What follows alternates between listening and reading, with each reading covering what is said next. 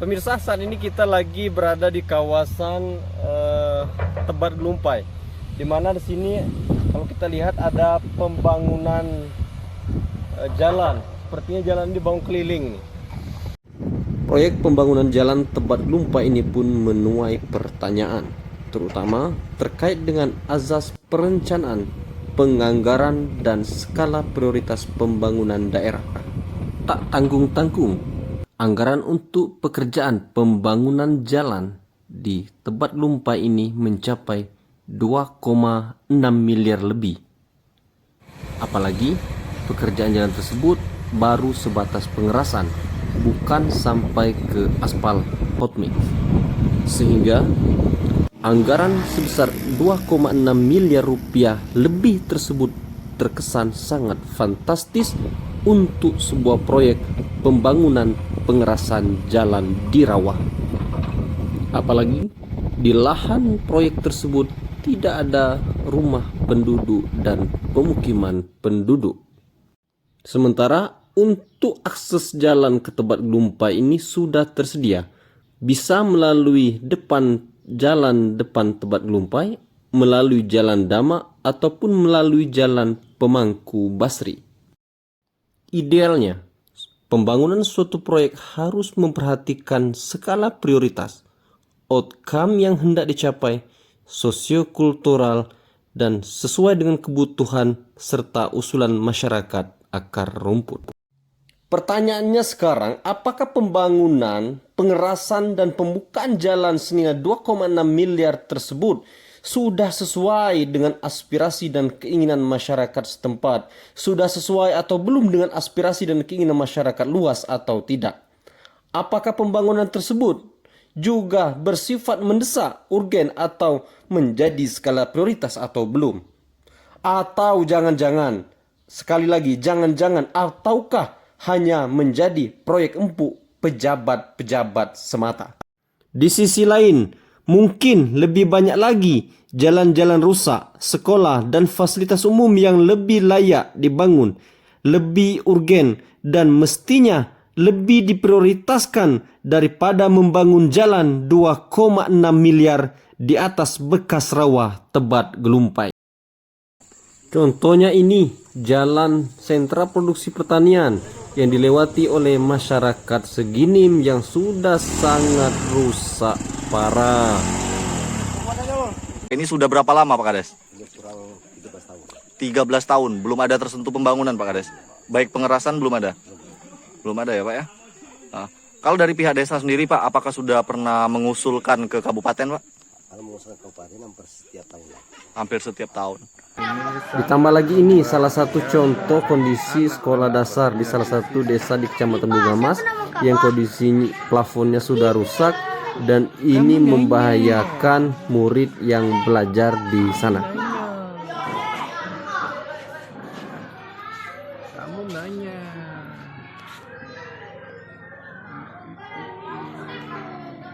Ini satu jalan lagi yang mungkin bisa kita bandingkan dengan jalan di Tebat Gelumpai tadi. Mungkin akses jalan ini lebih tepat, lebih urgen untuk dibangun karena jalan ini dilewati oleh ribuan, 1000 lebih pelajar, anak-anak, dan santri Pondok Pesantren Marifatul Ilmi di Bengkulu Selatan. Ini merupakan tempat 1000 lebih pelajar dari SD sampai SMA yang belajar dan menimba ilmu di Pondok Pesantren Ma'rifatul Ilmi. Ditambah lagi ratusan mahasiswa yang kuliah di Sekolah Tinggi Ilmu Tarbiyah Ma'rifatul Ilmi Kabupaten Bengkulu Selatan. Masihkah belum cukup? Ini ada salah satu lagi contoh kondisi jalan di Bengkulu Selatan yang begitu butuh perhatian dari pemerintah, yakni jalan di Cinto Mandi dan juga ada jalan di Telaga Dalam Kecamatan Pino Raya. Tentunya bagaimana menurut netizen, apakah jalan ini lebih layak dibangun ketimbang dengan membangun jalan di Tebat Gelumpai? Saya pikir setelah melihat contoh-contoh tadi, melihat kondisi jalan dan kondisi fasilitas umum yang ada tadi, mestinya pemerintah bisa memprioritaskan pembangunan yang seperti ini daripada membangun jalan, pembukaan jalan, pengerasan jalan di Tebet Gelumpai yang menghabiskan anggaran mencapai 2,6 miliar rupiah. Terlepas apapun status kepemilikan jalan dan aset tersebut, apakah milik pemerintah desa, pemerintah kabupaten, atau bahkan pemerintah provinsi dan pemerintah pusat. Jika pemerintah Kabupaten Bengkulu Selatan mempunyai keinginan yang kuat untuk membangun, memperbaiki fasilitas yang rusak, memperbaiki jalan-jalan yang rusak, sekolah-sekolah yang rusak, maka banyak cara, banyak jalan dan kebijakan yang bisa dilakukan oleh pemerintah Kabupaten Bengkulu Selatan. Seperti halnya mengambil alih status jalan menjadi milik Kabupaten Bengkulu Selatan.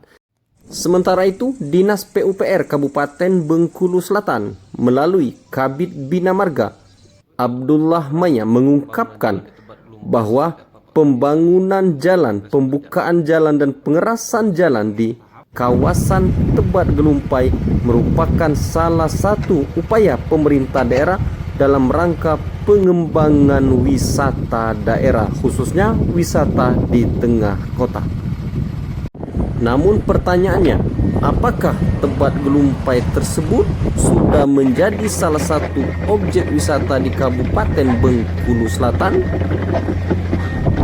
Pada awalnya itu jalan menembuskan antara Jalan Pemangku Basri ke Jalan Batu Lambang. Kemudian di tengah perjalanan ada perubahan sedikit, ada kendala teknis lah.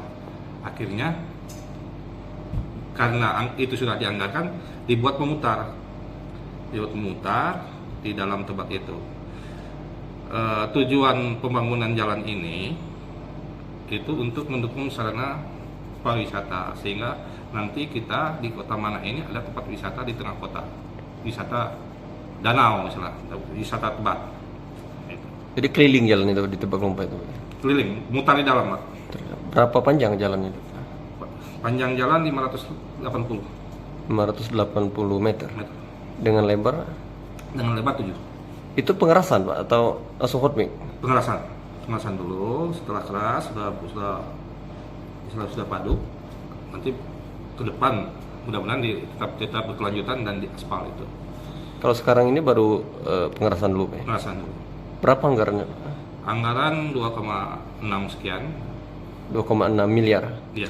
Untuk 530 meter. Iya.